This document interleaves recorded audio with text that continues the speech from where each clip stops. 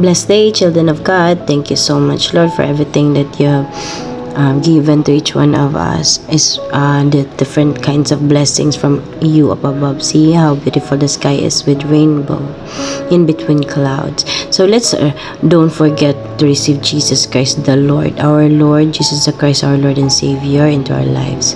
So you can repeat after me. Lord Jesus, we are sorry for the things we have done wrong to you and to our fellow human. Let's receive Jesus.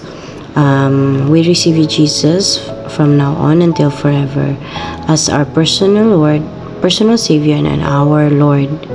We are sorry for all the things we've done wrong, Lord, from our thoughts, our minds, and actions.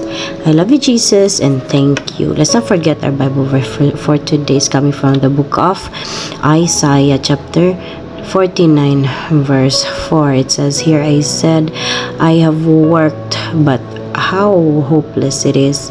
I have used up my strength, but have accomplished nothing yet. I can trust the Lord to defend my cause. He will reward me for what I've done. Thank you so much, Lord Jesus, for this Bible verse. So let's do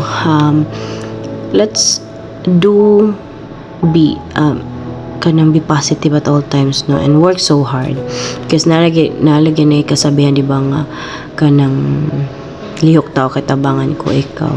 So let's work hard and ask God to multiply our income, to multiply. Just ask God and our Holy Spirit for guidance, support, and blessings, that it will be multiplied so many times. Great how wonderful and how helpful our God is, most especially if we're asking a blessing from our God up above, no, especially Jesus Christ, our Lord and Savior.